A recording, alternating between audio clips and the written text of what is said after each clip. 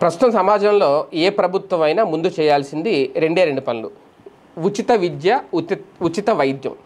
విద్య, వైద్యం ఈ రెండింటికి ముందు మొదటి ప్రాధాన్యత ఇవ్వాలి. ఎవరిస్తున్నారు, ఎంతవరకు ఇస్తున్నారంటే జగన్మోహన్ రెడ్డి అయితే ఇచ్చారు. విద్యకి, వైద్యానికి ఇచ్చారు. అప్పట్లో ఆయన ప్రధానంగా ఆరోగ్యశ్రీ పేరుతో పేదలందరికీ ఉచిత వైద్యం అందించేందుకు తీసుకున్న నిర్ణయాలు కానివ్వండి, అలాగే ఆయన వచ్చిన తర్వాత మళ్ళీ 104లు 108లు రోడ్డు ఎక్కి కుయ్యమంటూ హార్లు వినిపించాయి. అలాగే ఇప్పుడు వినిపించట్లేదని కాదు, కాకపోతే ఇప్పుడు అవి కాస్తంత అటకెక్కే ప్రయత్నం. ఆరోగ్యశ్రీకి ఇప్పుడు పరిస్థితి ఏంటనేది అందరికీ తెలుసు. అలాగే 108, 104లు ఎలా ఉన్నాయనేది కూడా అందరికీ తెలుసు. అయితే ఇక రెండో అంశం విద్య. ఆయన తీసుకొచ్చిన అమ్మఒడి కానివ్వండి, ఆ ఫీజు రియంబర్స్మెంట్ విషయంలో విద్యా దీవెన, విద్యా వసతి దీవెన, ఇదంతా కూడా అంటే ఇంటర్ వరకు కూడా ఎలాంటి ఇబ్బంది లేకుండా విద్యను అందించే ప్రయత్నం అయితే జగన్మోహన్ రెడ్డి చేశారు అప్పట్లో. దాని ప్రతిఫలాలు ఎలా ఉన్నాయి అంటే చదువు మీద మక్కువ పెరిగింది చాలామందికి. ఇప్పుడు పెద్ద చదువులు అంటే డిగ్రీ, ఆ పై చదువులు చదవడానికి ఆసక్తి చూపేవారి సంఖ్య పెరిగింది. ఇది ఖచ్చితంగా అవునన్నా కాదన్నా కొంత అయితే ఇందులో జగన్మోహన్ రెడ్డి గారి క్రెడిట్ అయితే ఖచ్చితంగా ఉంటుంది.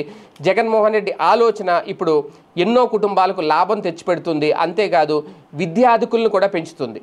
ఎక్కువ విద్య చదివిన వాళ్ళను కూడా సమాజానికి అందిస్తుంది. తాజాగా ఇంటర్లో భారీగా ఉత్తీర్ణ అయితే సాగించింది. 2024లో 3.6 లక్షల మంది పాస్ అయితే ఈ ఏడాది 3.51 లక్షల మంది పాస్ అయ్యారు. అంటే ఉత్తీర్ణులు 44,000 మంది పెరిగారు, దాదాపుగా 44,993 మంది. ఇక ఇంజనీరింగ్, డిగ్రీ కోర్సులకు కూడా డిమాండ్ పెరిగింది. రేపు నుంచి అడ్మిషన్లు కూడా పెరిగే అవకాశం ఉంది అనేది. అంటే విద్య అనేది ఎప్పుడైతే మనకు అందుబాటులో ఉంటుందో, అలాగే విద్య అనేది ఎప్పుడైతే కార్పొరేట్ కాకుండా ఉంటుందో ఖచ్చితంగా చాలామంది బయటకు వస్తారు చదువుకోవడానికి. అలాగే తల్లిదండ్రులు కూడా పిల్లల్ని బళ్ళు వైపు పంపుతారు, ప్రోత్సహిస్తారు బాగా చదువుకోవాలని.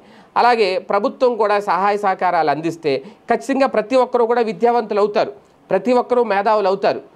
సో అది జగన్మోహన్ రెడ్డి గారు తీసుకొచ్చిన ఒక అద్భుతమైన నిర్ణయం, అమ్మఒడి అనే కాన్సెప్ట్ తీసుకొచ్చి. ఇప్పుడు దాన్ని తెలుగుదేశం పార్టీ కూడా కంటిన్యూ చేస్తోంది. తల్లికి వందనం పేరుతో ఇంట్లో ఎంతమందికి అంటే అంతమందికి ఇస్తారని. ఓకే, మంచిదే. అసలు ముందు దానికి పునాది వేసింది ఎవరు, దానికి నాంది పలికింది ఎవరు, అసలు అలాంటి ఒక సిస్టమ్ తీసుకొచ్చింది ఎవరు? జగన్మోహన్ రెడ్డి, అందులో నో డౌట్. దాన్ని కంటిన్యూ చేస్తున్నారు, వీళ్ళ పేరు మార్చి. తప్పలేదు, అది కూడా మంచి పనే. ప్రభుత్వాలు కొన్ని పథకాలని ఆపేయకూడదు, కంటిన్యూ చేయాలి. దాంతో రేపొద్దున్న విద్యా శాతం పెరుగుద్ది. అలాగే చదువుకున్న వాళ్ళు కూడా పెరుగుతారు, సమాజంలో మంచి మార్పు వస్తుంది. ఇప్పుడు తాజాగా ఇంటర్ పరీక్షా ఫలితాలు వచ్చిన తర్వాత పెద్ద చదువులకు గిరాకీ కూడా పెరిగింది. పెద్ద చదువులు చదువుకోవడానికి ఇంట్రెస్ట్ కూడా చాలామంది చూపిస్తున్నారు ఇప్పుడు ఒక రకంగా. అవన్నీ కూడా అంటే ఒకప్పుడు ఇంజనీరింగ్ వైపు వెళ్ళాలనుకునే వారి సంఖ్యను ఎలా అయితే పెంచారో, ఇంజనీరింగ్ చదువు అద్దనంత దూరం ఉంది అని అనుకుంటే లేదు మీకు అంగట్లోనే ఉందని చెప్పి తీసుకొచ్చారు రాజశేఖర రెడ్డి గారు అప్పట్లో ఫీజు రియంబర్స్మెంట్ పేరుతో. ఎంతమంది ఇంజనీర్లు అయ్యారు అనేది.